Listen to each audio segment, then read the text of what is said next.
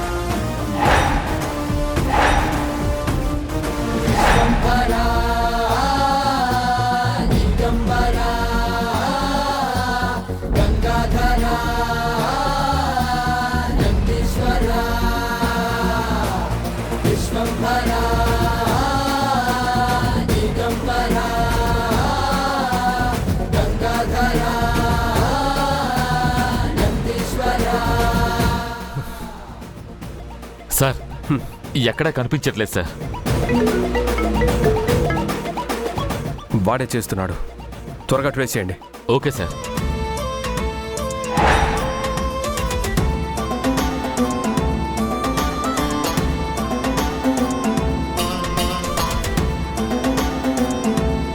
Hello. టక్ టక్ టక్ టక్. గడియారంలో చిన్నమూలు చేసే సౌండ్ వినిపిస్తుందా అమరేంద్ర?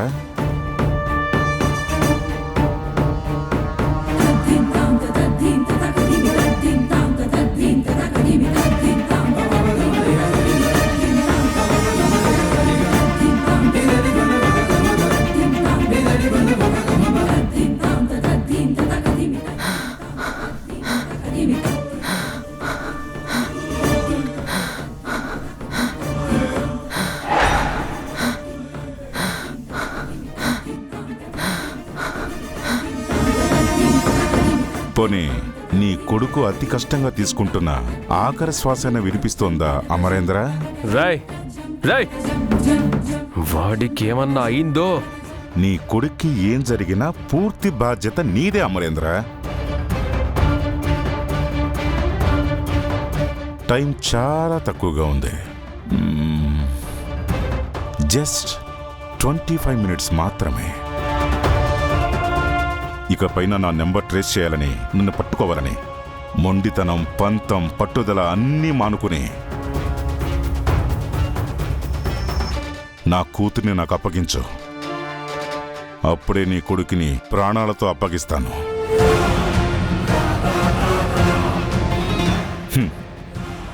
ఒకవేళ నీ కొడుకు చనిపోయినా నాకొచ్చే నష్టం ఏమీ లేదు.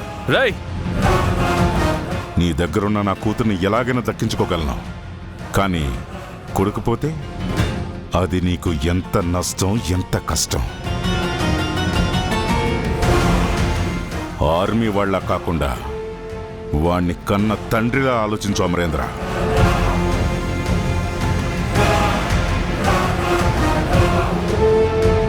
నా కూతురిని తీసుకుని ఈసారి నువ్వే నాకు ఫోన్ చేయి. గుర్తుపెట్టుకో, టైం చాలా తక్కువగా ఉంది. ఆ కాలం కరిగిపోయే కొద్దీ నీ కొడుకు ఆయువు తీరిపోతుంది.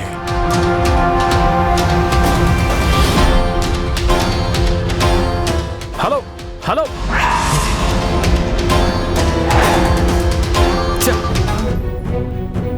వాడు చాలా తెలివిగా ప్లే చేస్తున్నాడు సార్. కాల్ ట్రేస్ చేయలేకపోతున్నాం. సార్, ఈ స్లము చాలా పెద్దది సార్. ఇంత పెద్ద స్లమ్లో వాడు ఆకాష్ బాబుని ఏ ఇంట్లో దాచిపెట్టాడో తెలుసుకోవడం చాలా కష్టం సార్. అవును సార్, ఇప్పటికీ మనం సగం స్లమ్ కూడా కవర్ చేయలేకపోయాం. ఇంకా సగానికి పైగా వెతకాలి. మన దగ్గర అంత టైం లేదు సార్. ఏం చేద్దాం సార్? ఈ 25 నిమిషాల్లోపు మనం రణవీర్ని పట్టుకోకపోతే ఆకాష్ బాబు పరిస్థితి ఏంటి సార్?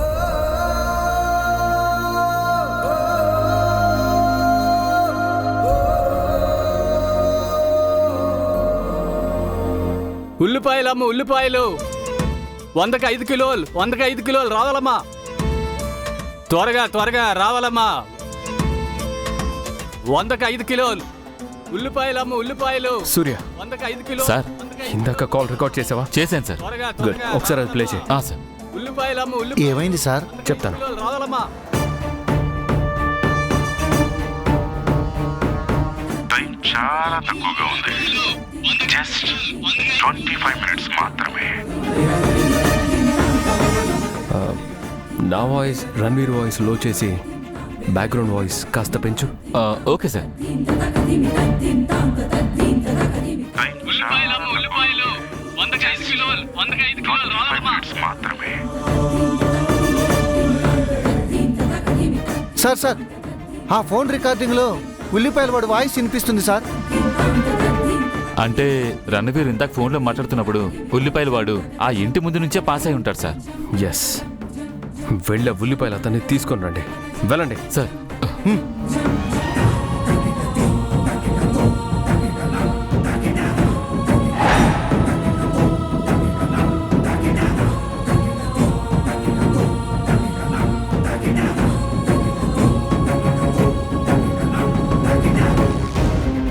టైం ఇంకా 20 మినిట్సే ఉంది. ఆకాష్ పరిస్థితి ఎలా ఉందో ఏంటో. ఆయన రణ్వీర్ను కనిపెట్టారో లేదో. దేవుడా, ఆకాష్కి ఏం కాకుండా చూడు స్వామి.